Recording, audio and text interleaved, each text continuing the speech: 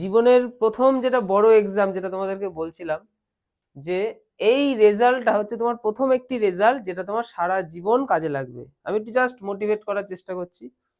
সারা জীবন এই রেজাল্টটা লাগবে, কারণ একটুখানি রেজাল্টের গুরুত্বটা বুঝলে আমাদের পরীক্ষা দিতে যাওয়ার বা পরীক্ষা হলে বসার পরে ওই ঘন্টাখানিক পর চলে আসতে ইচ্ছা করবে না, ধুর ছাদা ঘুম পাচ্ছে, ভাল লাগছে না, বাড়ি যাই তো। ওই বিষয়টা আসবে না যদি আমার লক্ষ্যটা, আমার কাছে টার্গেটটা অনেক বড় হয়। তাহলে তোমার 9, 8, 7 রেজাল্টের কোনো ভ্যালু নেই। এই প্রথম একটি রেজাল্ট সব থেকে বড় এক্সাম তোমরা দিতে চলেছো আর কি। এবং এই রেজাল্টের গুরুত্ব সারা জীবন, সারা জীবন এই রেজাল্টের নাম্বারটা তোমার সাথে থাকবে, এবং এর সার্টিফিকেট, এর অ্যাডমিট কার্ড সমস্তটারই গুরুত্ব রয়েছে। 2012 সালে আমি মাধ্যমিক পরীক্ষা দিই। সেই সময় সত্যি কথা বলতে যদি আমায় কেউ বলতো এইগুলো কি, সেগুলো আমি তোমাদেরকে দেখাবো। যদি তখন আমায় কেউ বলতো, আমি খুব কনফিডেন্স পেতাম, এবং পরীক্ষা হলে গিয়ে অনেক বেশি আত্মবিশ্বাস আমার মধ্যে কাজ করতো, এবং মাধ্যমিক পরীক্ষা হয়তো আমার আরো বেশি ভালো হতো। সত্যি তখন টেকনোলজি এত উন্নত ছিল না, বা আমরা এরকম প্রাইভেট টিউশন বা টিচারদের থেকে ঠিক এইরকম জিনিসগুলো পাইনি। জাস্ট পড়তে যাও, পড়া বুঝে চলে আসো। তার বাইরে আমি কিছু চেষ্টা করছি যে আমরা পরীক্ষার হলে গিয়ে যেন ফুল কনফিডেন্স থাকে, যেন বন্ধুকে জিজ্ঞাসা না করতে হয় কি করতে হবে, স্যার এটা এখানে কি লিখবো, কিচ্ছু জিজ্ঞাসা করতে হবে না। তোমার থেকে বাকিরা দেখবে জিজ্ঞাসা করছে, তোমার থেকে জানতে চাইছে, তোমাকে কাউকে জিজ্ঞাসা করতে হবে না। হ্যাঁ, সমস্তটা বোঝানোর পর তুমি নাও বুঝতে পারো, তখন তোমার যেটা ডাউট সেটা তুমি টিচারকে জিজ্ঞাসা অবশ্যই করবে, তবে সেটা একটা দুটোই হবে তোমার কাছে। ম্যাক্সিমামটা তুমি জানবে তোমার পরীক্ষার হলে তোমাকে কি করতে হবে আর কি করতে হবে না। তোমাদেরকে আমি প্রশ্নপত্র নয়, সরি, প্রশ্নপত্র আমি কোথায় পাবো, তোমাদেরকে আমি উত্তরপত্রটা দেখাবো, যে মাধ্যমিকের উত্তরপত্রটা কেমন হয়, এবং তার প্রথম পেজটায় কেমন কি কি থাকে, এবং কোথায় আমাদেরকে কি লিখতে হয়। সমস্তটা যদি এখন আমরা জেনে যাই, পরীক্ষা হলে কি ওগুলো সব আমাদের কাছে পরিচিত লাগবে। কোনো কি বলে, ঘাবড়ে গিয়ে কাটাকুটি ভুলভাল কিছু হবে না। আর প্রথম দিকে যদি কাটাকুটি ভুলভাল না হয়, তোমার ব্রেনটা থাকবে ফ্রেশ, এবং এক্সামটা ভালো করে দিতে পারে। আর প্রথমে কাটাকুটি হয়ে গেলে, মাথা হিজিবিজি হয়ে গেলে, ওই হুটোপাটা কাটাকুটি করতে করতে কোনো মতে ভুংভাঙ একটা পরীক্ষা হয়ে গেল, পরের দিনের পরীক্ষাটা তো আগের পরীক্ষার এফেক্ট পড়বে, পরপর পরীক্ষাগুলো খারাপ হয়ে যাবে। চেন রিয়াকশন যেটাকে বলে, এই জিনিসগুলো ঘটে। কারণ এগুলো কোনো বই পড়ে আমি বলছি না, আমি নিজেও তো মাধ্যমিক দিয়েছি। 2012 ছিল এই সালটা, আর এটা হচ্ছে 2026, 14 বছর পরে। তো মাধ্যমিকের সেই ভাইবটা কি করতে হয় কি করতে হয় না সুন্দর করে আমি গুছিয়েছি। আমি যখন যে টিপসটা বলবো, ইনকমপ্লিট কথা লিখে রেখেছি আমি, জাস্ট আমার নিজের বোঝার জন্য। সেই কথাটা রিলেটেড আমি তোমাকে কিছু কথা বলবো, কথাগুলো খুব মন দিয়ে শুনবে, এবং এই পুরো পিডিএফটা তোমাদেরকে গ্রুপে দিয়ে দেবো, তোমরা বাড়িতে একবার রিড করে নেবে। এবং শেষে তোমাদেরকে দুটো ভালো জিনিস আমি দিতে চলেছি, যেটা পিডিএফ ভার্সন তোমরা গ্রুপে পাবে, এবং যেটা হার্ড কপিও তোমাদেরকে দেওয়া হবে। একটা হচ্ছে তোমাদেরকে প্রশ্নপত্রের প্রথম পেজ, সরি, উত্তরপত্রের প্রথম পেজটা তোমাদেরকে আমি দেখাবো, ঠিক আছে? ওটা কিভাবে করতে হয় সেটা আমি দেখাবো। আর একটা হচ্ছে, আমি তো এখানে মোটামুটি 50টা মতো পয়েন্ট নিয়ে আলোচনা করব, কিন্তু এই 50টা পয়েন্টের মধ্যে স্মার্ট কিছু জিনিস আমি কম করে মোটামুটি 15-20টা পয়েন্টকে এক জায়গায় করেছি। এবং আজকে তোমাদেরকে যে ফেয়ারওয়েল দেওয়া হবে, সেইখানে ওইটার একটা পিডিএফ এর জেরক্স কপি তোমাদের ফাইলের সাথে আমি দেব, এবং যেটাই আমি করাই সেটাই গ্রুপে দেওয়া হয়, সেটাও দেবো। অনেক কিছু তোমরা আজকে পেতে চলেছো। আচ্ছা, আমাদের কি করতে হবে? প্রথম যেটা প্রয়োজন, মানসিক প্রস্তুতি এবং পজিটিভ মনোভাব। এই জিনিসগুলো আমাদের কাছে কি ভাষা ভাষা মনে হয়, কি পজিটিভ মনোভাব, আমি সবসময় পজিটিভ বুঝি না। পারবো, আমি পারি, আমি পড়েছি। দেখো, পয়েন্ট ভিত্তিক আমি আলোচনা করছি। প্রথম আমি কি বলছি, যে প্রতিদিন 7 ঘন্টা ঘুমোতে হবে। এই পরীক্ষার দিনগুলো ভীষণ, বাড়ির লোক বললো, কি রে তোর কালকে পরীক্ষা? হ্যাঁ, কালকে আমার পরীক্ষা, আমাকে আজকে আরো বেশি ঘুমাতে হবে। রাত্রি 9টা থেকে 9:30টার মধ্যে আমাকে রাতের খাবারটা খেতে হবে, এবং 11টার মধ্যে পুরো ঘুমের দেশে চলে যেতে হবে। কোনো অ্যালার্ম ফ্যালার্মের কিচ্ছু প্রয়োজন নেই। তোমার যখন ঘুম ভাঙবে তখন তুমি ওঠো। বোঝা গেল? তুমি 11টার মধ্যে ঘুমাবে, তোমার ঘুমটা যখন ভাঙবে। হ্যাঁ, এবার মাকে বলে রাখলে, মা যদি আমি দেখা যাক 7টা বেজে গেছে, 7:30টা বেজে গেছে, তখন তুমি আমাকে ডেকে দেবে। সলিড একটা ঘুম কিন্তু খুব প্রয়োজন। তুমি যা পড়েছো কি পড়োনি, এখন আর কিচ্ছু কোনো কাজ নেই, কারণ সব থেকে বেশি সময় আমরা পেয়েছিলাম 12 মাসের বেশি। অনেক পড়েছি সারা বছর, যেটা হয়নি, এখন আর একদিন বা 1 ঘন্টায় আর কিচ্ছু হবে না। রাতের কমপ্লিট ঘুম তোমার ওই ছোট্ট একটা প্রশ্নের একচোখা দৃষ্টি, মানে এক দৃষ্টিতে তুমি একটা প্রশ্ন দেখে 1 পেজ লিখতে পারবে যদি তোমার ব্রেনটা ঠিক থাকে। আর ব্রেনের জন্য তোমার রাতের কমপ্লিট ঘুম দরকার। দেখবে এমন অনেক কিছু যেগুলো হয়তো তুমি আমার কাছে এক্সাম দিতে এসছো তখন পারোনি, কারণ তখন তো তুমি এরকম কমপ্লিটলি সমস্ত কিছু মেনটেন করোনি, বা বিভিন্ন ক্ষেত্রে করোনি, কিন্তু পরীক্ষা হলে মনে পড়ে যাচ্ছে। সেটার একটাই কারণ, আগের দিন রাতে একদম টেনশন করবো না, কমপ্লিট আমাদের 7 ঘন্টার বেশি ঘুম হলে ভালো হয়, বা 7 ঘন্টা কম করে আমরা ঘুমাবোই, জোর করে হয় না, চোখ বন্ধ করে একদম রিল্যাক্স মুডে রাতের বেলা ঘুমিয়ে পড়বো। প্রথম যেটা প্রয়োজন সেটা হচ্ছে ঘুম। কি বললাম? আমার কথা রিপ্লাই দিতে হবে, আমি যেটা জিজ্ঞাসা করবো। হ্যাঁ, আচ্ছা, পরীক্ষার দিন স্নান করে ঠাকুর ও বাবা মাকে প্রণাম করবো, এটা একটা পজিটিভ ভাইব, এটা আমরা করিও, এবং এই পরীক্ষার সময় বিশেষ করে করবো। ঠাকুরকে ডাকবো, ঠাকুর তুমি আমার সাথে থেকো, তুমি আমার সাথে থেকো, এবং বাবা মাকে প্রণাম করবো, তাদের আশীর্বাদ নেব। এগুলো একটা পজিটিভ ভাইব আমাদের শরীরে নিয়ে পরীক্ষা হলে যেতে হবে। আচ্ছা, তারপর কি বলা হচ্ছে? নিজেকে বলবে আমি সব জানি, আমি সব পারবো, সময়ের মধ্যেই শেষ করব। পরীক্ষা হলে প্রশ্নপত্র পাওয়ার পরে মনে মনে জাস্ট একটু বলা 3টে কথা। কি? এগুলো আমি এর আগেও বলেছি, আমি সব জানি, সারা বছর বলি, বিভিন্ন ক্লাসে বলি, আমি সব জানি, আমি সব পারবো, সময়ের মধ্যেই শেষ করব। এই 3টে কথা তুমি মনে মনে একটুখানি মন থেকে বলতে হবে। শুধু 3টে কথা বলতে হবে বলে বললাম এমনটা নয়, ঠাকুর মশাই মন্ত্র পড়ছে, জাস্ট মন্ত্র পড়তে হবে বলে পড়ছি না, ফিল করো, ফিল করে বলো, যেটাই তুমি ফিল করে করবে সেইটাই তোমার শরীরের মধ্যে কাজ করবে। বোঝা গেল? তো আমি সব জানি, তুমি জানো কি না জানো, ওই সময় তোমায় বলতে হবে মনে মনে, একদম হৃদয় দিয়ে, আমি সব জানি, আমি সব পারবো, সময়ের মধ্যেই শেষ করব। অনেক সময় এমন হবে সব জানবো, সব পারবো, কিন্তু সময়ের মধ্যে হলো না, সময়ের মধ্যেই পারবো।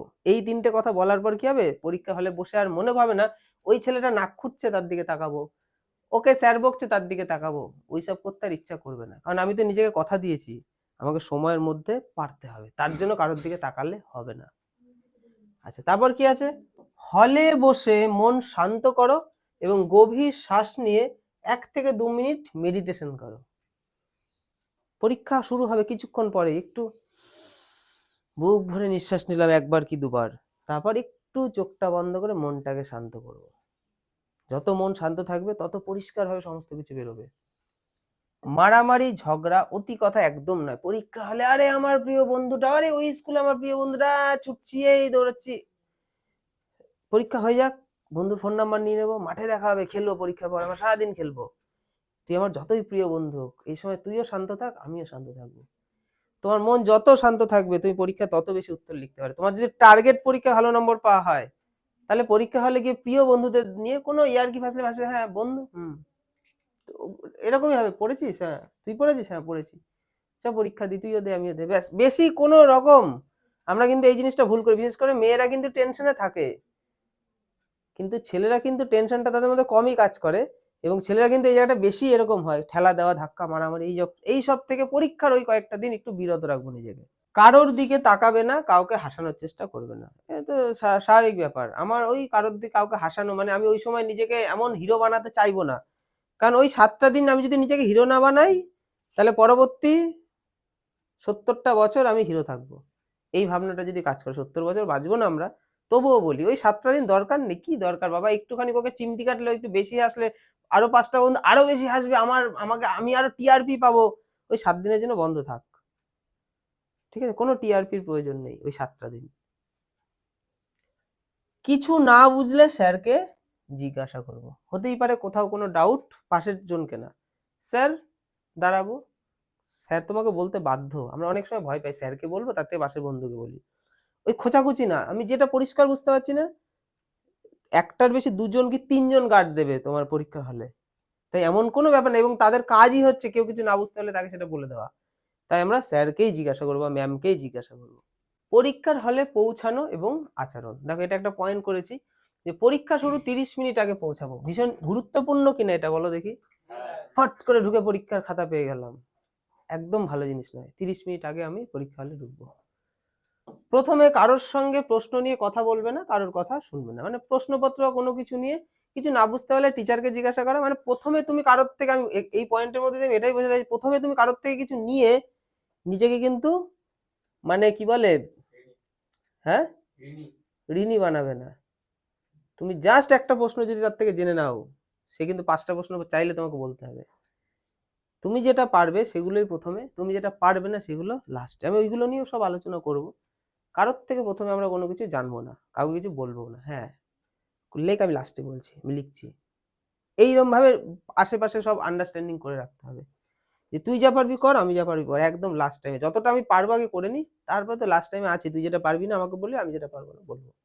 প্রথম এবং লাস্ট টাইমে দেখবে গার্ডটাও একটু কমে যায়, প্রথম টাইমে কড়া গার্ড হয়। তাহলে প্রথম টাইমে তুমি যদি একটু বকা খেয়ে যাও না স্যারের কাছে, তোমার মনের মধ্যে কিন্তু স্যারের বকাটা চলবে, পরীক্ষা ভালো হবে। কিন্তু প্রথম লাস্টের দিকে তারাও তো ক্লান্ত হয়ে পড়ে, তখন দেখবে মানে জিজ্ঞাসা করার পরিমাণটাও বেড়ে যায়, চারিদিকে সবাই জিজ্ঞাসা করছে, তাহলে তার মানে সময় নিতে হবে। যেমন বইমেলায় কালকে গেলাম, আমার সাথে শিবানী কোয়েল ওরা ছিল, ওরা দেখতে পাচ্ছে না, দূরে দূরে, অপেক্ষা কর, ও তো উঠেছে, একটা গান করুক, আমরা দেখবি আস্তে আস্তে আস্তে একদম সামনে চলে যাবো।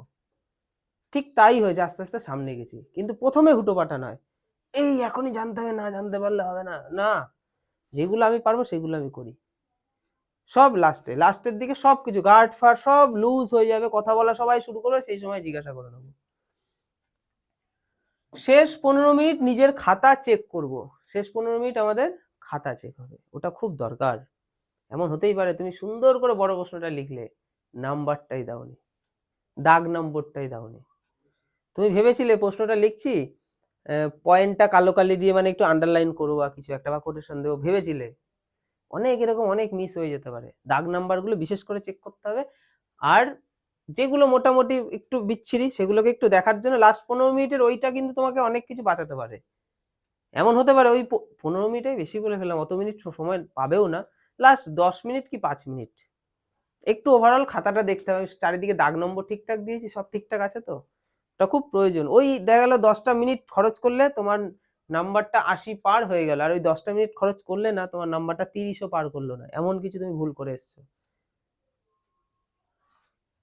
কোনো প্রশ্ন ছেড়ে আসবে না, এটা আমি জানি, কোনো প্রশ্ন ছেড়ে আসবে না। না 100তে আমি অ্যাটেম্প করেছি 70, আমাকে 100ই অ্যাটেম্প করতে হবে, পৃথিবী এদিক হোক বা ওদিক হোক, পারি কি না পারি। কারণ পরীক্ষক তোমাকে কিন্তু নাম্বার দিতে চায়, যে খাতা দেখবে না তার মধ্যে ফুললি এটাই কাজ করে, আমি ওই বাচ্চাটাকে খাতা নাম্বার দিতে চাই। আমরা যদি খাতায় নাম্বার নিতে চাই তাহলে তোমাকে লিখতে হবে কিছু, তুমি ফাঁকা ছেড়ে দিলে তাহলে কোথায় নাম্বারটা সে দেবে। একটা বড় প্রশ্ন যা পারো তুমি লেখো, টিচার চায় তোমায় কিছু দিতে, তুমি নিতে চাও কিনা। তাই কোনো প্রশ্ন ছাড়বো না, যেটাই হোক প্রথমে সহজগুলো করব, তারপর কঠিনগুলো যেভাবে যাই হোক আমি লিখে আসবো, নাম্বার দিয়ে যাই হোক লিখে আসবো, যেটা আমিও করতাম, যার জন্য নাম্বারটা আমার কলেজ লাইফে খুব বেশি হতো, স্কুল লাইফে জিনিসগুলো অত বুঝতাম না। আচ্ছা, প্রশ্নপত্র, এবার দেখো পরের পয়েন্ট কি করেছে, প্রশ্নপত্র পড়া ও সময় ব্যবস্থাপনা। মানে কি বলছে এখানে দেখো, সিন আনসিন দুবার ভালো করে পড়ো, ইংলিশের ক্ষেত্রে আর কি, সিন আনসিন যখনই করবো দুবার একটু ভালো করে পড়ে নেবো। অনেকে না পড়ে আগে প্রশ্নপত্র দেখে লাইনটা খোঁজার চেষ্টা করে কোথায় আছে। আমরা একবার পড়বো, প্রথমবার পড়লে ফুললি বোঝা যায় না, দ্বিতীয়বার পড়লে জিনিসটা একটু ভালো করে বোঝা যায়। খুব তাড়াতাড়ি দুবার পড়ে নিয়ে উত্তর করবো, এটা আমি ইংলিশ ক্লাসে তোমাদেরকে অনেক বলেছি। আচ্ছা, প্রথমে সহজ প্রশ্ন, এটা আমরা জানি, এটা আমাদের বাবা মাও বলে, সবাই বলে প্রথমে সহজ, সহজগুলো পারলে একটা ভেতরে একটা হরমোনাল এফেক্ট কাজ করে, পজিটিভ হরমোন, তখন ওটার মধ্যে দিয়ে যেগুলো কঠিন জিনিসও অনেক সময় পারা যায় বা কোনো না কোনো ভাবে উত্তর লেখা যায়। তাই প্রথমেই কোনো কঠিন জিনিস নিয়ে বসবো না, যে প্রথম কঠিনটাকে করে নিই, কারণ কঠিনটা পেরে গেলে সহজ তো লাস্টে পারবোই, ওটা কখনো করতে যাবো না। আগে যেটা সহজ, যেটা জলের মধ্যে, যেটা সব থেকে ভালো পারবো সেগুলো সবার আগে। ছোট প্রশ্ন আগে, বড় প্রশ্ন পরে। অনেকে বলে বড় প্রশ্নগুলো যেটা পারবে আগে লিখবে, আমি বলবো প্রশ্নপত্র দেখো যখন রেডি করে না পরীক্ষকরা, কিন্তু এটাই চায় বা এরকমটাই ভাবে যে প্রশ্নপত্রের প্রথম থেকে ছোটগুলো থাকে, এমন হয় প্রথমে বড় লাস্টে ছোট। প্রথমে আমরা ছোটই লিখবো, প্রথম 2টো পেজ আমরা ছোটোর জন্যই রাখবো, যদি পুরো নাও পারি 2টো পেজ পুরো রিজার্ভ ছোটোর জন্য। কেন বলতো, তুমি বড় প্রশ্ন তো প্রথমেই সব পারবে না, 2 কি 3টে লেখার পর তারপর দেখা গেলো বাকিগুলো তুমি এমন পারবে যে লিখলে অনেকটা সময় লেগে যাবে, তখন কি হবে, 3টে বড় প্রশ্নের পর ছোট প্রশ্ন লেখা শুরু করলে, ঠিক আছে, দিয়ে আবার বড় প্রশ্ন, আরে হিজিবিজি খাতাটাও ঠিকঠাক সাজানো হয় না, এবং তুমি কনফিউশনও তখন থাকে, কাজ করে যে 4 নম্বর প্রশ্নটা তো পারবো, লিখবো কি লিখবো না, নাকি শর্ট কোশ্চেন লিখবো, এইসব যেন ভাব না থাকে। একদম প্রথম দিকে 2 পেজ আমার রিজার্ভ হয়ে গেছে শর্ট কোশ্চেনের জন্য, তারপরে বড় প্রশ্নগুলো যেগুলো আগে পারো পরপর করতে করতে করতে যাবো, যেটা সব থেকে কম পারবো সেটা সবার লাস্টে লিখবো। তাই না? এইভাবে স্টেপ বাই স্টেপ যাবো, ঠিক যেরকম ভাবে প্রশ্নপত্র থাকে ওইভাবেই যাবো, কোনো রকম এখানে কোনো গবেষণা করার দরকার নেই। বড় প্রশ্নের মধ্যে সবচেয়ে সহজটা সবার আগে, হ্যাঁ এটা তো ঠিকই কথা, সব থেকে সহজ বড়গুলোর মধ্যে সহজটা তুমি যত ভালো পারবে কঠিনটা তত ভালো পারবে। আচ্ছা বিভাগ, তোমাদের ইতিহাস ভূগোলের ক্ষেত্রে বিভাগ দেখতে পাই, বিভাগ, হ্যাঁ দিল ক খ গ ঘ উম চ, 6টা বিভাগ দিল, তোমাকে প্রশ্ন দিয়েছে 10টা, প্রত্যেকটা বিভাগ থেকে একটা প্রশ্ন করতে হবে, বাকি 4টে প্রশ্ন তুমি যে কোনো বিভাগ থেকে করতে পারো। বুঝতে পারছি আমি কি বলতে চাইছি? আমরা টেস্ট পেপারেও এটা দেখেছি। তো এটাকে ফলো করতে হবে যেন প্রত্যেক বিভাগ থেকে একটা করে প্রশ্ন যেন আমার কমপ্লিট হয়। ঠিক আছে, তারপরে 4টে প্রশ্ন আমি দেখা গেল ওই প্রথম বিভাগেই আমি আরো 2টো করে দিলাম, পরের বিভাগে আরো একটা করলাম, এগুলো তো আমি প্র্যাকটিস করতে করতে দেখেও নিয়েছি। আর ছোট প্রশ্নটা এখানে আমি দিয়েছি কিনা, যাই হোক আমি এটাকে বলেই রাখি এখন যেহেতু মাথায় এসছে, তোমাকে এমসিকিউ হোক বা এসএকিউ হোক, যে ছোট 1 নম্বর মানের যে প্রশ্নগুলো 10টা 10টা লিখতে হবে, 12টা দিয়েছে, তুমি পারলে 12টাই লিখবা। ঠিক আছে, সব এমসিকিউতে হয়তো তোমাকে এক্সট্রা দেবে না, এসএকিউতে দেবে, এসএকিউতে তুমি যতগুলো পারবে সব করবে। বোঝা গেল? এইটা কিন্তু আমাদের যদি যদি তাহলে 25টা দিয়েছে 20টা করতে হবে, 25টা যদি পারো 25টাই করবে। না, এখন একটু রুলস চেঞ্জ হয়েছে, আমি এটা নিয়ে একটু স্টাডি করে দেখলাম, রুলস একটু চেঞ্জ হয়েছে, আমাদের সময় এরকমটা ছিল। তাহলে তোমার যেগুলো ভুল হবে সেগুলো বাদ দিয়ে বাকিগুলো নাম্বার পেয়ে যাবে, কি মজা। ঠিক আছে, কারণ তোমার ওই 100% তুমি যেগুলো ভাবছো এই 10টা আমার কারেক্ট হয়েছে, হতেই পারে তার মধ্যে 2টো ভুল, তাহলে ওইগুলো তোমাকে হেল্প করে, তাই সব করা শর্ট কোশ্চেন করবো। যেটা আমি একটু আগে বলছিলাম, সব প্রশ্নের উত্তর আমরা দেবো, কিচ্ছু ছাড়বো না। প্রশ্ন লিখবে না, শুধু সঠিক দাগ নাম্বার লিখবে। অনেকে এটা বুঝতে পারে না যে পুরো প্রশ্নটা আগে লিখে তারপর উত্তর লিখে, প্রশ্ন আমরা লিখবো না, আমরা দাগ নাম্বার দিয়ে উত্তর লেখা শুরু করবো। হ্যাঁ এটা টিকা, টিকা ছোট্ট একটা টিকাটা লিখে তারপর কালো কালি দিয়ে হেডিং করে উত্তর লিখছি। আর রচনার হেডিং, ওটা হেডিং করে লিখবো। একটা চিঠি বা লেটার, তার সাবজেক্টটা উল্লেখ করব।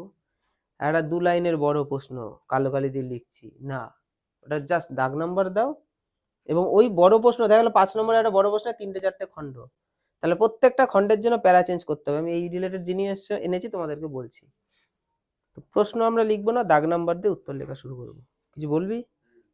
বলছি যে অথবা দিয়ে যেগুলো থাকে তাহলে সেগুলো কি করে লিখবো? অথবা দিয়ে যেটা মানে এত দাগ নাম্বার দেবো, 4-এর ক দিয়ে অথবা, অথবা হ্যাঁ দিয়ে উত্তর, 4-এর খ অথবা দিয়ে উত্তর, ওই অথবা কথাটার মধ্যে দেবো। টিচারকে তুমি যত পরিষ্কার করে বোঝাতে পারবে যে তুমি কি করেছো, সে তত খুশি হবে, তোমাকে তত মন খুলে নাম্বার দেবে, কারণ তারা তো নাম্বার দেওয়ার জন্যই খাতা দেখতে বসেছে, তুমি নিতে চাও কিনা। যত প্রশ্ন তত প্যারা, যেটা আমি বলছিলাম, তোমার একটা প্রশ্নের 5টা খণ্ড, বাংলার ক্ষেত্রে এটা হয়, হয় না, 3টে খণ্ড, তাহলে ওই একটার মধ্যে সব মেশাবো না, প্রথম খণ্ডের একটা প্যারা, কিভাবে প্যারা করব, এরকম ভাবে প্যারা করব, উত্তর লিখে দিলাম, আবার পরের প্যারা উত্তর লিখে দিলাম, আবার পরের প্যারা, এরকম প্যারা চেঞ্জ করে বক্স করে দেবো। বক্সের মধ্যে ঘিচ ঘিচ এসব করে সময় নষ্ট করব না, যদি মন চায় করব, ভালো লাগে না করলে।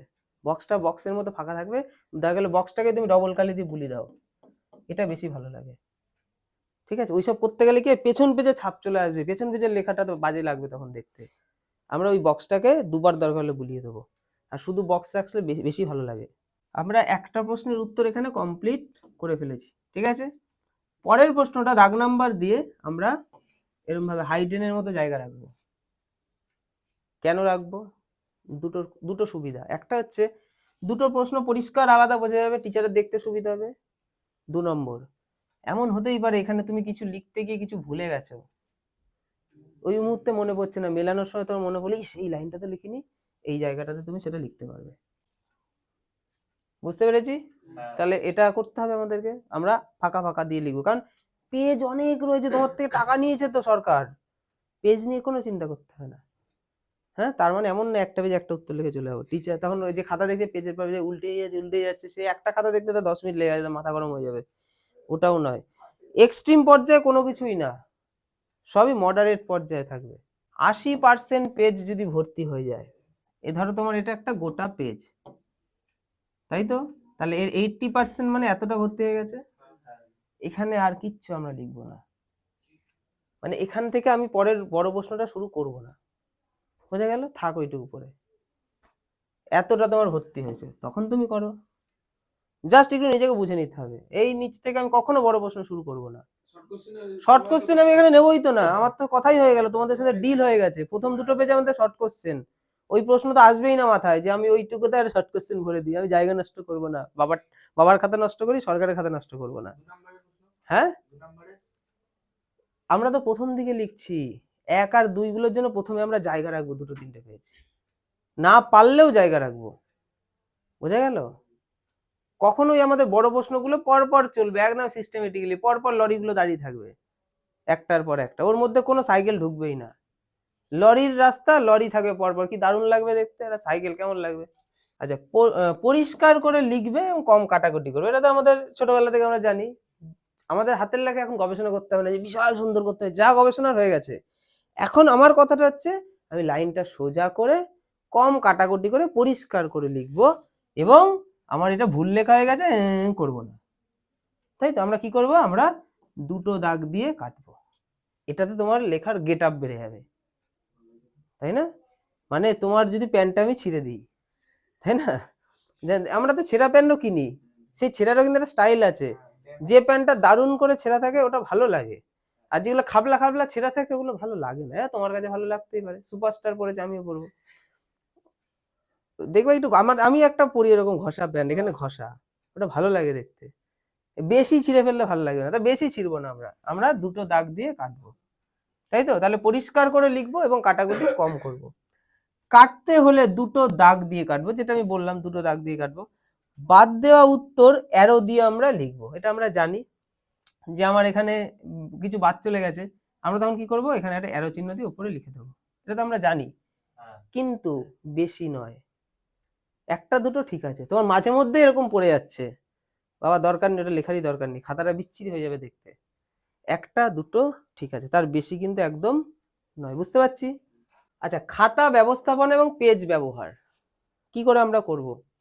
দেখো, খাতা সুন্দর করে ফিল আপ আগে করব, সুন্দর করে খাতার সমস্তটা ফিল আপ হবে। আর কি, খাতা ভাঁজ করব না, খাতা কিনে দলা মোচড়া করে আমি টয়লেটে যাব, 3টে ভাঁজ করে খাতা ফেলে দিয়ে চলে গেলাম, বা ভাঁজ করে পকেটে ঢুকিয়ে নিয়ে চলে গেলাম, ওটা করলে হবে না। খাতাটাকে তো ভালো রাখতে হবে, কারণ ওটাই তো তোমার পরিচয়। তুমি তো আর টিচারের বাড়িতে যাচ্ছ না যে তোমাকে দেখে নাম্বার দেবে, তোমার খাতাটাই হচ্ছে তোমার পরিচয়, ওটাকে সুন্দর রাখতে হবে, খাতা পাতা ভাঁজ নয়। আর লেটার রচনা নতুন পেজ থেকে শুরু করতে হবে, এটা আমি এর আগেও বলি, লেটার রচনা কখনো আমরা 50% পেজ থেকেও শুরু করব না।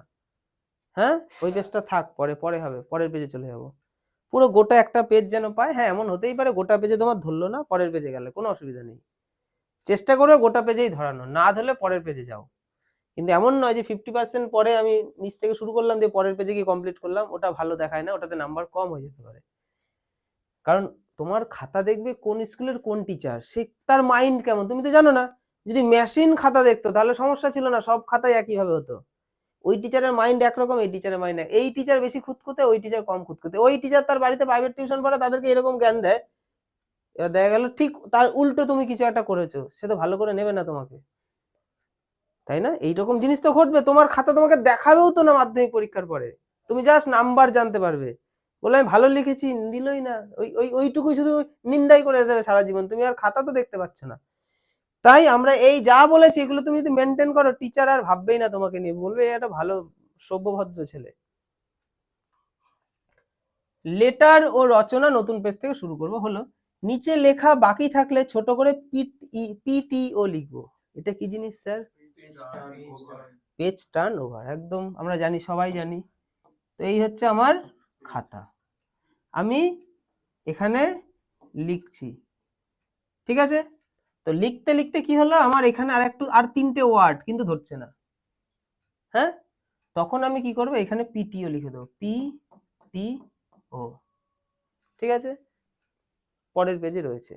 হ্যাঁ, এবার তোমার যদি খাতাটা ধর এরকম রয়েছে, তুমি এখানে লিখেছো, পরের পেজ তো এইটা, এখানে আর পিটিও লেখার দরকার নেই, কারণ এখান থেকে তো পরিষ্কার এই পেজে যাওয়া যাবে। কিন্তু তোমার এই পেজটাই যদি লাস্টে একটুখানি দুটো ওয়ার্ড বাকি থাকে, তখন পরের পেজে যাওয়ার সময় তুমি পিটিও কথাটা লিখবে। বুঝতে পেরেছি আমি কি বলতে চাইছি? আমি খাতা দিয়ে দেখাতে হবে, বুঝতে পারছি তো? আচ্ছা, তারপর দেখো, পেজ জাম্প হলে বড় করে পিটিও লিখবে। পেজ যদি জাম্প হয়, এমন হতেই পারে যে আমি লিখলাম এই পেজে, তো আমরা এইখান থেকে যখন লিখবো, এই নিচে পিটিও লেখার দরকার নেই, কারণ এই পেজ থেকে তো এই পেজে আমরা চলে যাচ্ছি। কিন্তু এই পেজে যখন লিখবো তখন তো পেজটাকে ঘোরাতে হবে, তখন আমরা এই নিচে পিটিওটা লিখবো। বুঝলাম? আচ্ছা, আর একটা যেটা বলছিলাম, ও পেজ জাম্প। ধরো তুমি এখানে লিখলে, এখানে লিখলে, একটা মোড়াতে গিয়ে দুটো চলে গেছে, ব্যাস এইখানে চলে এসছে, দিয়ে তুমি এখানে লিখে ফেললে। কিছুক্ষণ পর অন্য, আমার দুটো পেজ, অন্য দেখছি আমার এই দুটো পেজ, কি হবে এবার, কি করব আমি, এই বল না কি করবো, এই বল না কি করবো, এই বল না কি করবো, ও স্যার কি করব। তো কাউকে জিজ্ঞাসা করতে হবে না, আমি আছি। তো কি করব তখন, আমাকেও ফোন করতে হবে না। তখন কি করব, এখানে যে পিটিওটা আমি ছোট্ট করে লিখেছিলাম, এখানে লিখবো বড় করে, পি ফুল স্টপ টি ফুল স্টপ ও, পি ফুল স্টপ টি ফুল স্টপ ও। সরকারের ফ্রির পেজ, ফ্রির খাতা, আমার কোনো চিন্তা নেই, বড় করে এই দুটোতে পিটিও লিখে দেবো। হ্যাঁ, এবার তোমার মধ্যে যদি খুব মানে দুঃখ হয়, ইস পেজ ক টাকার দাম, কত টাকা খাতার দাম, এই প্রশ্নটা আমি শুরু করেছিলাম এখানে, মানে এটা শেষ হয়নি, ইনকমপ্লিট প্রশ্ন, আমি আবার এখানে চলে এসেছি, এবং এই মাঝখানটা কি করবো, আমি দুটো তিনটে প্রশ্নের উত্তর লিখে দিলাম। তাহলে এই প্রশ্নটা বাতিল হয়ে যাবে না, তুমি যেটা শুরু করেছিলে, কারণ তুমি তোমার বাড়িতে অন্য কাউকে ঢুকতে দিয়ে দিয়েছো, তা হয়? তাহলে এখানে বড় করে পিটিও, এগুলো কিন্তু তোমরা জানতে পারছো, এবং আমার ইউটিউবে আমার কথাগুলো যারা শুনছে তারা জানতে পারছে, অনেকেই কিন্তু এগুলো জানবে না। ঠিক আছে, তোমাদের থেকে এগুলো সব জানতে চাইবে না, আমার সাথে যোগাযোগ যদি হয় আমাকে বলবে, কিচ্ছু এফেক্ট হবে না। আমরা কি, তাছাড়া তুই বল না উপায়টা কি, কাগজটা ছিঁড়ে ফেলে দিবি? আমরা পিটিও লিখবো, কোনো সমস্যা নেই, 1 নম্বরও কমবে না। আমরা প্রথম কথা এটা করব না, আমাদের কেন পেজ জাম্প হবে, আমরা কনসিয়াস মাইন্ডে সুন্দর করে পেজ উল্টাবো।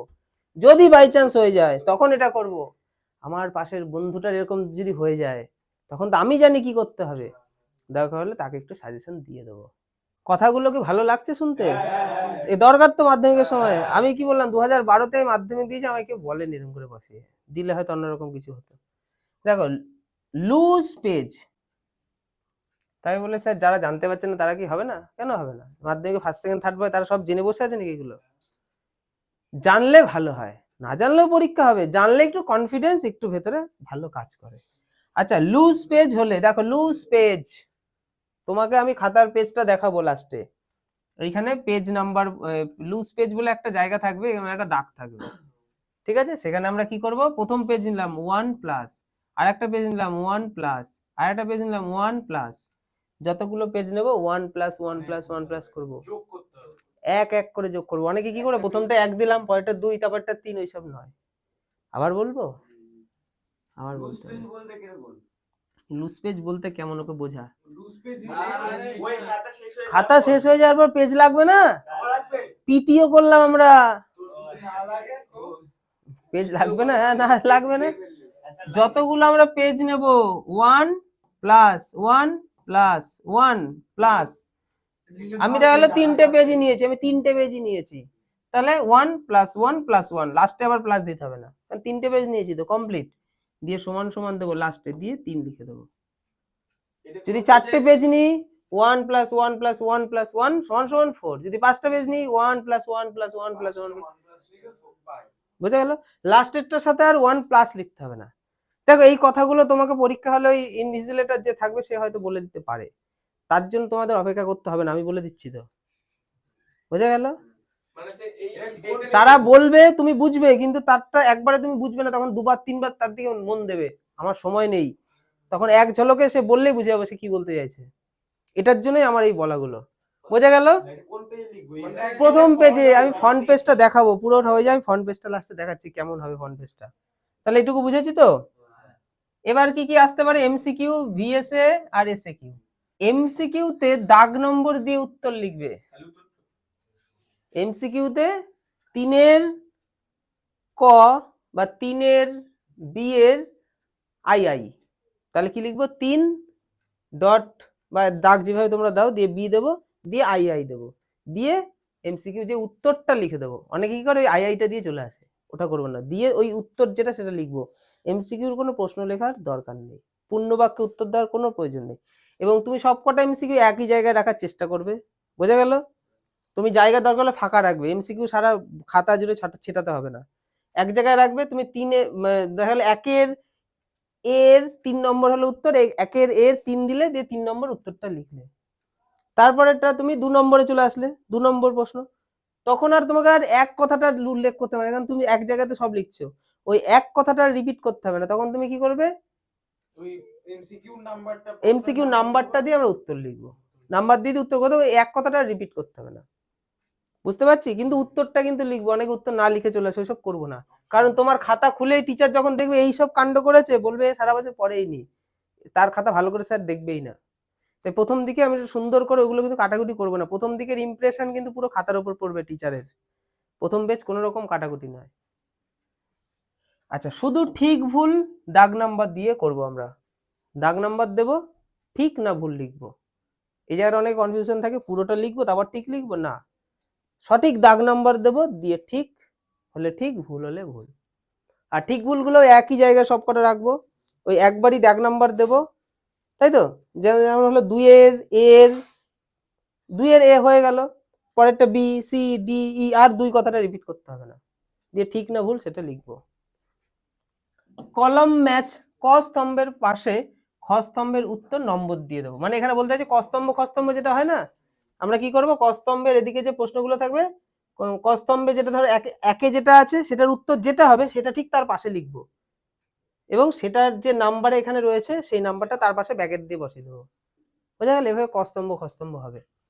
এসে কিউর উত্তর 20টি শব্দের মধ্যে লিখতে হবে। এসে কিউ মানে একটু তোমাকে মানে প্রশ্নের লাইন ধরে উত্তরটা যেটা লিখবে 20টা শব্দের বেশি করবে না। আমরা কি শব্দ গুনতে যাবো না? গুনবো না, আমাদের এক্সাক্ট যেটা চেয়েছে আমরা সেটুকু লিখবো, তার বেশি নয়। আমরা একটা 1 নম্বরে প্রশ্ন লিখতে গিয়ে অর্ধেক পেজ ভরিয়ে দেবো না, ঠিক আছে? কারণ এগুলো ভালো ইমপ্রেশন ছড়ায় না, যে কি রে কার খাতা দেখছি এত বড় 1 নম্বর, তার মানে কিছুই পারে না। আচ্ছা, এসে কিউতে কবি লেখকের নাম দরকার নেই। বোঝা গেল? 1 নম্বরে একটা প্রশ্ন, আমার এই কবির লেখা এই কবিতায় দরকার নেই, ডাইরেক্ট প্রশ্নের লাইন ধরে উত্তর লিখে দেবো, প্রশ্নের লাইন যেরকম ভাবে দেবে সেরকম। আচ্ছা, 3, 4, 5 নম্বর প্রশ্নে আমরা লেখক বা কবির নাম উল্লেখ করব, যেগুলো 3 নম্বর মানের হয়, 4 নম্বর মানের, 5 নম্বর, ওগুলো কিন্তু কবির নাম উল্লেখ করে লিখতেই হবে, তাহলে তুমি পুরোতে পুরো পাবে, বা পুরোতে পুরো না পেলেও কাছাকাছি পাবে। আর না লিখলে কিন্তু এটা খারাপ, এটা আমরা জানি, সারা বছর এগুলো বলা হয়। লেখক পরিচিতি একটু পড়ে নেবে বাড়িতে, একটুখানি যেগুলো গল্প কবিতা যেগুলো যা থাকবে, সেটা ইংলিশের ক্ষেত্রে হোক বা বাংলার ক্ষেত্রে হোক, একটু লেখক পরিচিতিটা পড়ে যেতে হবে, তা না হলে কিন্তু সমস্যা হবে। কারণ আমাদের এগুলো জানা, তবুও রিভাইজ করে নেবো। লেখক পরিচিতি মানে লেখকের নাম, তার জন্ম মৃত্যু অত প্রয়োজন নেই, তার 2-1টা লেখা কি লিখেছিল ব্যাস ওইটুকুই যথেষ্ট, বা ওই গ্রন্থটা কোথা থেকে নেওয়া হয়েছে সেই জায়গাটা, লেখক বা কবির নামটা, ঠিক আছে, সে কি ফেমাস কি লিখেছে, এবং আমি যেটা আজকে পড়ছি সেটা কোথা থেকে নেওয়া হয়েছে, জাস্ট এইটুকু পড়ে যাব। গল্প কবিতা রচনা লেটার লেখার নিয়ম, দেখো গল্প কবিতার নাম, কোটেশন, বক্তব্য সব কালো কালির পেন দিয়ে নির্ভুলভাবে লিখতে হবে। কি বলা হলো, গল্প বা কবিতার নামটা আমরা লিখবো কোটেশনে, কোটেশন বুঝি তো, 669 আমরা কবির নাম কিন্তু কোটেশনে দেব না, গল্প বা কবিতাটার নাম কোটেশনে দেব, কবির নাম কোটেশনে দেব না, ঠিক আছে? বা কোনো বক্তব্য, যে ন্যারেশন চেঞ্জের মধ্যে, ন্যারেশন চেঞ্জের মধ্যে কোটেশনের মধ্যে যেটা থাকে, আমরা ওই লাইনটাকে চেষ্টা করবো কালো কালির পেন দিয়ে লেখা, গল্প কবিতার নামটাও আমরা কালো কালির পেন দিয়ে লিখবো, আমরা নীল কালি দিয়ে সম্পূর্ণ উত্তর লিখবো, আর কালো কালির পেন দিয়ে আমরা কোটেশনে যেটা আমরা ইনভার্টেড কমার মধ্যে লিখছি ওটা কালো কালি দিয়ে লিখবো, এবং ওখানে একটা ওয়ার্ডেরও বানান ভুল করলে হবে না। তুমি কোটেশনটাকে অন্য কালি দিচ্ছ মানে হাইলাইট করছো, আর হাইলাইট জিনিস সবার আগে চোখে পড়ে, ওই জায়গায় তোমার বানান ভুল মানে ওটা খুব খারাপ একটা ইমপ্রেশন। তাহলে একদম যদি আমি জানি পরিষ্কার ভালো তাহলে লিখবো, না লেখার দরকার নেই, কেউ বাধ্যবাধকতা বলেনি, লিখলে ভালো হয়, বেশি নম্বর পাবে, না লিখলেও যে কম নম্বর পাবে এমন নয়, যদি বাদ বাকিটা খুব সুন্দর লেখো ওটা না লিখলেও হবে, লেখারই চেষ্টা করবে, কালো কালির পেন দিয়ে লিখবে, বানানটা যেন ঠিকঠাক থাকে। আচ্ছা, কবি না লেখক ভালো করে চিহ্নিত করতে হবে, এই জায়গাটা অনেকটা কিন্তু আমরা ভুল করে ফেলি, মানে কবি না লেখক না লেখিকা। হ্যাঁ, আমি তোমাদের খাতা দেখতে গিয়ে দেখলাম, দিদি দেখেছে যে লেখক পুরুষ মানুষ, এই লেখিকা, হ্যাঁ মতি নন্দী লেখক, তোমরা লেখিকা লিখেছো শুরুতেই, লেখক না লেখিকা, লেখক, তো এটা একটুখানি আমাদের জানতে হবে, বোঝা গেল? হ্যাঁ, এই কনফিউশন গুলো আমরা দূর করে নেব। আমাদের তো এই একবারই মাধ্যমিক দেবো, কিন্তু তুমি ছেলেকে মেয়ে বানালে কেমন লাগবে বলো না? তোমাকে যদি তো এই জায়গাটা আমাদেরকে ফলো করতে হবে। আচ্ছা, লেটার রচনায় অবশ্যই হেডিং দিতে হবে, হেডিং দিতে হবে, তাই তো? লেটার যখন লিখবো ওপরে হেডিং দিতে হবে না? রচনার ক্ষেত্রে আমরা হেডিং দেবো, কালো কালির পেন দিয়ে দেবো এগুলো। আর যত প্রশ্ন তত প্যারা লিখবো, যেটা আমি বলছিলাম, যতগুলো প্রশ্ন, মানে একটা প্রশ্নে 4টে খন্ড, 4টে এরকম বক্স টাইপের প্যারা, প্রত্যেকটা উত্তরের সাথে প্যারা চেঞ্জ যেন হয়, কারণ এক একটা প্যারার জন্য একটা করে নাম্বার তুমি পাবে। আর যদি পুরোটা 5 মিশালি করে দাও তাহলে কিন্তু তুমি কত পাবে, আমি কত কত পাবে আমরা জানি না। প্রত্যেকটার জন্য যদি একটা করে নাম্বার দেয়, দেখবে টোটালে তোমার একদম 99%-এর কাছাকাছি চলে গেছে। আর গড়ে হলে সেটা 60% কি 50% হবে। দুটো কালো কালির পেন লাগবে, দুটো নীল কালির পেন, দু হাত তো, দুটো হাত না, দুটো হাত দিয়ে লিখতে হবে। একটি রুল, একটি স্কেল, এক হাতে রুল ধরবা, এক হাতে স্কেল ধরবা। রাবার নিতে হবে, কি মুছবে রাবার দিয়ে?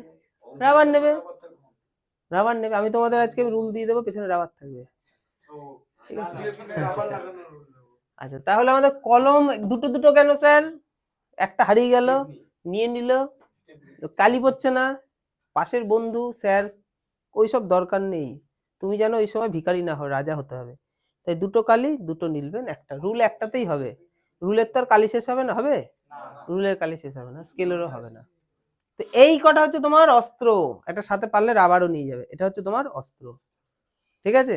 এবং নতুন পেন নয়, শুধু রানিং পেন ব্যবহার করতে হবে। ওই পেনটার 10 থেকে 15% কালি তুমি বাড়ি থেকে শেষ করে যাবে। তুমি যে নতুন পেনটা দিয়ে লিখবে, ওই পেনটা বাড়িতে 2 পেজ ওই পেনটা দিয়ে লিখে তারপর যাবে, বোঝা গেল?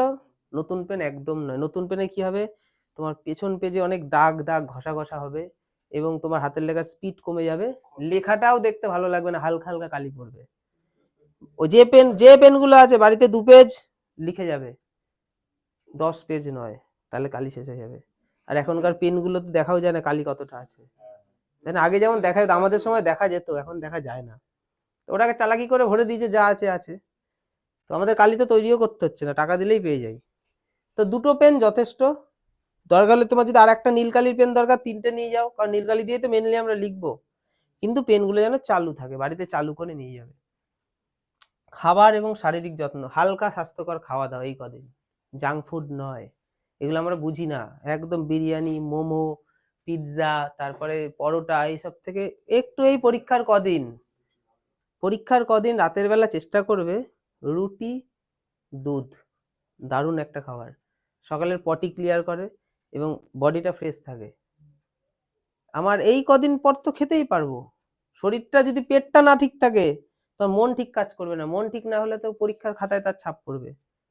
আমার উচ্চ মাধ্যমিক পরীক্ষার দিন, বলাটা উচিত নয়, আমার পেট খারাপ করেছিল, মন্দিরে আমাকে 30 বার যেতে হয়েছিল, বোঝা গেল? সকাল বেলায় খুব, মানে কি কষ্টকর, কি পড়েছি আমি, বিশাল রেডি, অনেক পরিশ্রম করেছি, ঠাকুর ওই সময় আমার কি যে ঘটালো। আর সত্যি কথা বলতে আমাকে তখন বলারও তো কেউ ছিল না, জানতামও না এরকম কিছু করতে হয়, তাহলে এরকম কিছু হয় না।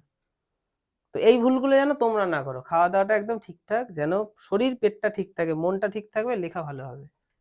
আচ্ছা, তাহলে হালকা স্বাস্থ্যকর খাওয়া, কারণ তুমি দেখবে মাংস টাংস বেশি ওইরকম রিচ খাবার খেলে সেটা ডাইরেক্ট তাড়াতাড়ি হজম হয় না। তরকারি, ভাত, ডাল যেটা তাড়াতাড়ি হজম হয়, ওগুলো হজম হয় না। তুমি কোনোদিন যেদিনই খাওয়া বেশি করে দেখবা, পরের দিন তোমার, আমরা এগুলো খেয়ালও করি না, কিন্তু ঠিকঠাক কিন্তু ক্লিয়ার হয় না। তো এই কদিন পেটটা ঠিকঠাক ক্লিয়ার চাই, বেশি তেল মশলা এড়িয়ে চলতে হবে।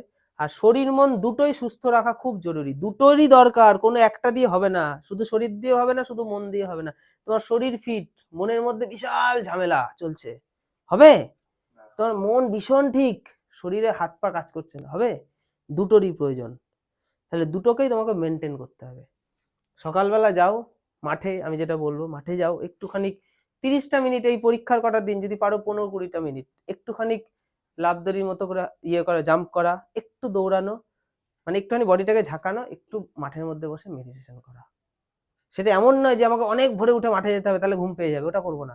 আমার যখন সকালে ঘুম ভাঙবে, ঘুম থেকে উঠেই বাড়ির কাছে মাঠ বা কোথাও একটা গিয়ে একটুখানি বডিটাকে নাড়িয়ে ঠাড়িয়ে একটুখানি মেডিটেশন করতে হবে। এই কটা দিন প্রত্যেকটা দিন মেডিটেশন করতে হবে। মনটা তাহলে সকালবেলা তোমার শান্ত হয়ে যাবে। পরীক্ষা হলে গিয়ে আবার একটু ছোট্ট করে মেডিটেশন করবা। যত মন শান্ত তত পরীক্ষা ভালো। তো ভয় নয়, আত্মবিশ্বাস রাখতে হবে। পরিশ্রম প্লাস সঠিক নিয়ম। পরিশ্রম তো আমরা করেছি, এখনো করছি, এবং সঠিক নিয়মটা আমরা এখন জেনে গেলাম। এই দুটোর ফলে কি পাওয়া যায়? ভালো ফল। তো আমি মোটামুটি এই গুছিয়েছি। তোমরা অনলাইনে বলো। এই প্যানিক আর কি বলছিলেন একটা? প্যানিক, আর একটা কথা হচ্ছে প্যানিক। আমি বলি, আমি নিজে মাধ্যমিকের সাজেশন দিয়েছি, তো তো অনেক কটা দিন আগেই দিয়েছি, এবং আমি যারা অফলাইনে তোমাদেরকে পড়িয়েছি তোমাদের সাজেশনটাই সবাইকে দেওয়া হয়েছে। তো 3 লাখের কাছাকাছি মানুষ দেখেছে, এবং অনেকে নিয়েছে, এবং অনেকের কমপ্লেনও রয়েছে, স্যার টাকা কেন নিচ্ছে। তো সেই সব নিয়ে এখন বলতে গেলে অনেক বড় হয়ে যাবে, সেগুলো আমি পরে কখনো একদিন ভালো করে বলে দেবো, সবাই শুনে নেবে। তো সাজেশনাল এই যে ভিডিও এখনো আজকেও অনেকে আমার কাছে চাইছে, তো আমি দিচ্ছি, সেটা কোনো সমস্যা নয়। কিন্তু আমি মনে করবো আর সাজেশন এই লাস্ট 2-3 দিন আর কারোর কোনো সাজেশন দেখার দরকার নেই। প্যানিক আমরা এখন আর করবো না, যা পড়েছি ব্যাস। হ্যাঁ, যদি মনে হয় না আমি যেগুলো পড়েছি একটু মিলিয়ে দেখি তো ঠিক আছে নাকি, ঠিক আছে।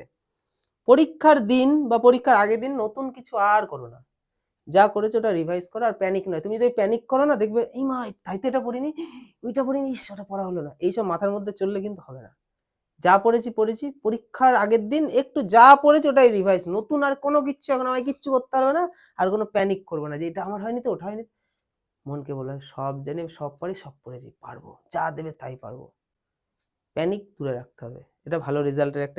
কারণ যারা বেশি পড়ে তাদের মধ্যে প্যানিকটা কাজ করে।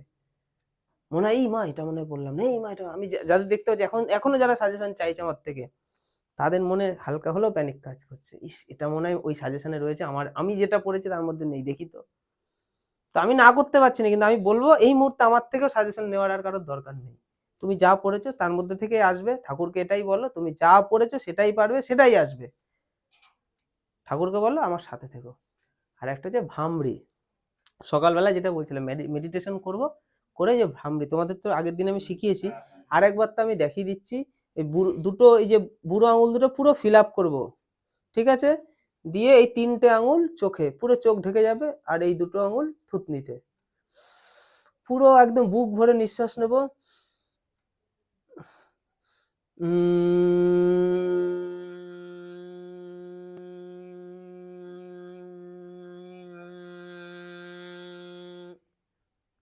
আরো আরো অনেকটা সময় ধরে আমি এটাকে ছাড়তে পারতাম, যতটা সময় নিয়ে পারো ছাড়ো, পুরো নিঃশ্বাসটা এরকম ভেতরে ভাইব্রেট হতে হতে বেরোবে। সকালবেলা এটা করো, তোমার ব্রেনের যে সেলগুলো সেগুলো সব অ্যাক্টিভ হয়ে যাবে, পরীক্ষার খাতায় তার ছাপ পড়বে, তুমি চট করে সমস্ত কিছু বুঝতে পারবে। আমিও যেমন ছেলেপেলেকে দেখলে অনেক কিছু বলেও দিই, বুঝেও যাই। এটা কন্টিনিউ করতে করতে ব্রেনটা ফাস্ট হয়ে গেছে আমার, তোমাদেরও যেন ফাস্ট হয়। এটা প্রথম পেজে কেউ লিখবো না, ঠিক আছে, এর পরের পেজেও কেউ লিখবো না, তারপরের পেজে লিখবো, বোঝা গেল? এর যে পেছন পেজটা সেটা লিখবো না, বুঝতে পারছি, তারপরের পেজে লিখবো। কি করতে হবে দেখো, সাবজেক্টের নাম, তুমি কি পরীক্ষা দিচ্ছ সেই সাবজেক্টের নাম লিখবে। আচ্ছা, তারপর নিজের নামটা লিখবে। রোল আর নাম্বার দুটো আলাদা জিনিস, এদিকে রোল লিখবো, এদিকে নাম্বার লিখবো। রেজিস্ট্রেশন নাম্বার লিখে দেবো। রুলটা কি আমাদের রেজিস্ট্রেশন লেখা থাকবে? আচ্ছা, তোমার অ্যাডমিট কার্ডটা একটু ভালো করে দেখবে, রোল নাম্বার, রেজিস্ট্রেশন নাম্বার আলাদা রয়েছে। আর কি তুমি কোন ভাষায় লিখছো ওটা তোমরা দেখবে, যারা ইনভিজিলেটর যারা থাকবে তারা বলে দেবে যে এটা তোমাকে লিখতে হবে কিনা, ঠিক আছে। মানে এটা আমি জাস্ট তোমাদেরকে দেখিয়ে দিচ্ছি, তাও সে যেটা বলবে একবার মন দিয়ে শুনবে, কিন্তু তোমাদের কাছে তো এটা অপরিচিত হবে না, আমি তো দেখিয়ে দিলাম, তাই তো।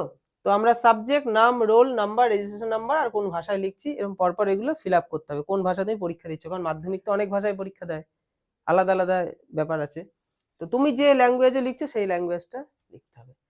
আচ্ছা, আর কি, তো এখানে দেখো সেন্টার কোড নাম্বার, এগুলো তোমার লেখার দরকার নেই, তুমি শুনে নেবে সে কি বলছে, যদি ইনভিজিলেটর বলে লিখবে, নাহলে লিখবে না, কিছু জিনিস আগে যাবে না, ঠিক আছে। আচ্ছা, এখানে কি আছে 20 আছে, তুমি এখানে কি লিখে দেবে 26, তাই তো 2026 হয়ে গেল, এখানে শুধু 2 আর 6 লিখে দেবো। আচ্ছা, এবার এইখানে কি আছে, এই লেখা এত কিছু আর পড়ার দরকার নেই, আমি সব বলে দিয়েছি, ঠিক আছে, এখন সময় নেই এত কিছু পড়ার। নাম্বার, মার্কস এগুলো তোমার জন্য নয়, যে খাতা দেখবে সে এখানে লিখবে, এগুলো তোমাদের জিনিস নয়। এবং এই যে নিচে যা যা আছে নিচেও তোমাদের জিনিস না। তার মানে এই যে ইনস্ট্রাকশন টু এক্সাম, এই পুরোটা তোমাকে আর দেখার দরকার নেই, কিচ্ছু করতে হবে না, যদি মন চায় একটু পড়বে, যদি ইচ্ছা করে, না পড়লে কোনো সমস্যা নেই। আচ্ছা, আর কি, আর একটা হচ্ছে এখানে signature of the invigilator. Invigilator তারা করবে, এখানেও তোমার কিছু করার দরকার নেই। তোমার এই টপ এই যে সিট নাম্বার এইখানটাতে, যেটা আমি বলছিলাম 1+1+1, এখানে যে কটা পেজ নেবে 1+1+1+1 যতগুলো হবে সমান সমান 4 লিখে দেবো।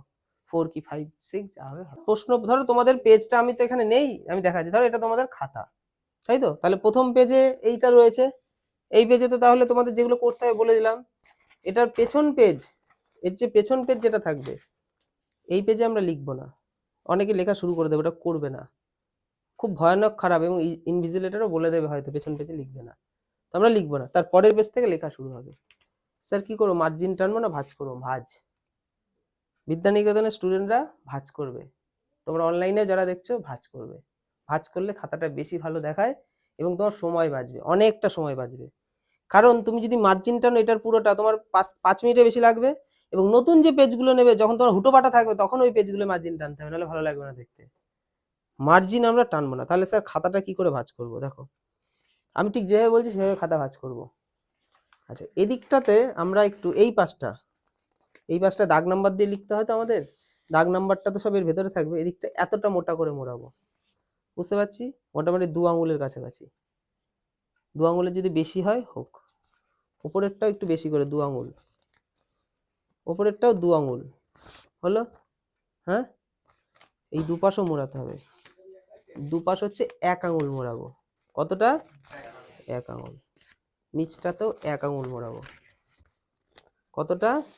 1 আঙুল। আর কি প্র্যাকটিক্যালি হাতে ধরে দেখাবো বলো?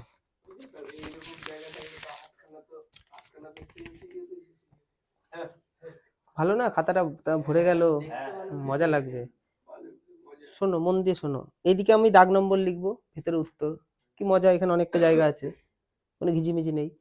এখানে লিখতে লিখতে দেখা গেল একটু বাকি আছে, কি করব, পেছন নিচের লাইনে যেতে ইচ্ছে করছে না, মাঝে মধ্যে 2-1টা এখানে বের করে দিলাম, অসুবিধা নেই, কিন্তু করার চেষ্টা করব না। কিন্তু তোমার যদি এইখানে গিয়ে তুমি শেষ করো, তাহলে তোমাকে কাগজ নিয়ে আঠা নিয়ে যেতে হবে, লাগিয়ে করতে হবে, তাই না? তাহলে ভাঁজ করার প্রয়োজন আছে কিনা? খাতাটাও দেখতে ভালো লাগবে। আর এই যে পিটিও যেটা বললাম, এইখানে পিটিও লিখবো। পিটিওটা কখন লিখবো সেটাও বলে দিয়েছি। এই পেজের পরের পেজে যখন যাব তখন পিটিও, কিন্তু এই পেজে যখন লিখবো তখন এই পেজে আর পিটিও লেখার দরকার নেই, এই পেজের নিচে। আর পিটিওটা সব সময় নয়, কখন দুটো ওয়ার্ড বাকি এখানে ধরলো না তখন পিটিও।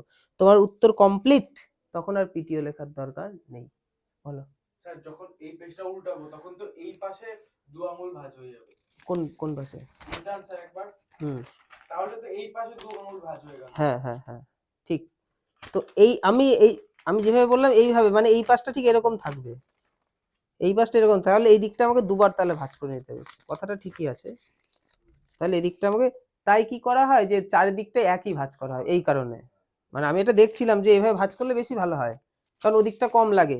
কিন্তু এটাতে যে অসুবিধাটা বললো, তাহলে আমরা গড়ে একই করব, 2 আঙুল করে দেবো। আর নিচটায় 2 আঙুল রাখলে হবে না, তাহলে কমে যাবে। নিচটা আমি 1 আঙুল ভাঁজ করবো, ঠিক আছে? ওপরটাতেও 2 আঙুল ভাঁজ করবো, ওপরটাতেও 2 আঙুল, মানে 3 দিকে 2 আঙুল, নিচে 1 আঙুল। এটা করলে আমার আর পরের পেজগুলো কোনো সমস্যা হবে না। খাতাটা দেখবে দেখতেও ভালো লাগবে। তোমার কোনো মার্জিন টানার কোনো কিচ্ছু দরকার নেই, কারণ মার্জিন টান দিকে অনেক অসুবিধা হয়, কালি রানিং হয়ে যায়, কালির ওই ডটটা ওইখানে কালি পড়ে থাকে, ওই কালিটা ছাড়িয়ে যায়, অনেক কিছু হয়। এটাতে হচ্ছে আমি এতক্ষণ যা বললাম তার ছোট্ট সংক্ষিপ্ত একটা জিস্ট। কি করব, মানে কি অবশ্যই আমাদের করা উচিত আর কি আমাদের করা উচিত নয় কিসে, মাধ্যমিক এক্সামিনেশনে। এবং লাস্টে দেখো কি লিখেছি, এটি তোমার জীবনের প্রথম সব থেকে বড় পরীক্ষা, ভয় নয়, আত্মবিশ্বাসী সাফল্যের চাবিকাঠি। তুমি যদি নিজের মন থেকে মানতে পারো আমি পারবো, আমার পরীক্ষা ভালো হবে, তোমার ভালো হবে, শান্ত মাথায় নিয়ম মেনে পরীক্ষা দাও, ঠিক আছে? তো এই পিডিএফটা সবাইকে দেওয়া হবে। আর তোমরা যারা অনলাইনে দেখলে তোমরাও কমেন্ট করো, যদি নিতে হয় দিয়ে দেবো। পিডিএফটা তোমাদের দেওয়া হবে, আশা করি পরীক্ষা সবার ভালো হবে। পরীক্ষা সবার ভালো হবে তো? আচ্ছা, তোমাদেরকে একে একে আমি ডাকবো। তোমাদের এই যে ফাইলটা আমি দিচ্ছি, বিদ্যানিকেতনের ফাইল, এই ফাইলে আমরা আমাদের জীবনের প্রথম যে সার্টিফিকেট রেজাল্টটা পেতে চলেছি মাধ্যমিক দেওয়ার পর, সেইটা রাখবো। এবং পরবর্তী জীবনে আর পরপর যে পাবো আমরা উচ্চ মাধ্যমিক, গ্র্যাজুয়েশন এবং আমাদের নিজস্ব যে ডকুমেন্টস গুলো, এগুলোর মধ্যে রাখবে এবং নিজেকে সুন্দর গুছিয়ে তৈরি করতে হবে, সরকারি চাকরি পেতে হবে সবাইকে। আচ্ছা, আর একটা সুন্দর জিনিস যেটা বললাম, এই যে পিডিএফ এর এই পেজটা, এটাও তোমাদের এর মধ্যে দিয়ে দিচ্ছি, যে পরীক্ষা হলে আমরা কি করব কি করব না। এটা তোমাদের মাধ্যমিকে যেমন লাগবে এবং অন্যান্য এক্সামের ক্ষেত্রেও তোমাদের এটা লাগবে, তাই এটা বাড়িতে পড়ার জায়গায় রেখে দেবে, ঠিক আছে? আর যদি বন্ধু বান্ধব নিতে চায় তাকেও দিতে পারো, ঠিক আছে, তাতেও কোনো সমস্যা নেই। কারণ তোমরা যদি তোমাদের বন্ধু বান্ধবদের দেখাতে চাও, জানাতে চাও যে তারাও যাতে একটু ভালো পরীক্ষা দেয়, তাদেরকেও তুমি এটা দিতে পারো। আচ্ছা, একে একে আসো, তোমাদেরকে দিই। তোমাদেরকে যা খাওয়ানোর খাওয়ানো হয়ে গেছে, এখন এটা নাও, নিয়ে বাড়ি চলে আসো। না ধরো, ধন্যবাদ। না ছবি তুলবো কেন, কাউকে প্রণাম করতে হবে না, দিয়ে চলে আসো না। ধরো। সোনার কয়েন। হ্যাঁ, এখানে একটা সোনার কয়েন দেওয়া হয়েছে, কারণ আমরা গোল্ড জিতবো। গোল্ড একটা থাবড়া মারবো। এখানে একটা রুল আছে, আমাদের লাগবে কালো পেন আছে, আমরা পরীক্ষা হলে পয়েন্ট করব। হ্যাপি ডেন্ট আছে, আমরা যাতে হ্যাপি থেকে হ্যাপি ভাব নিয়ে পরীক্ষা দিতে যাই। আর গোল্ড কয়েন আছে, কারণ পরীক্ষা ভালো হওয়া মানে গোল্ড কয়েন পাওয়া। বোঝা গেল? এই যে গোল্ড কয়েন, আমরা পরীক্ষা ভালো দিয়ে অলিম্পিকে যেমন সোনা জেতে, আমরা এই সোনা জিতবো, ঠিক আছে? কথাগুলো হাস্যকর হলেও যে মজাদার, ঠিক আছে? চলে আসো, চলে আসো, যাও যাও, ধন্যবাদ। সোনার কয়েন। ধরো, চলে যাও, চলে আয়, চলে আয়, তাড়াতাড়ি করে আয়। আমি টপিকটা তুললাম। এই সোনাটা জিততে হবে ভালো পরীক্ষা বিটকয়েন দিয়ে। বিটকয়েন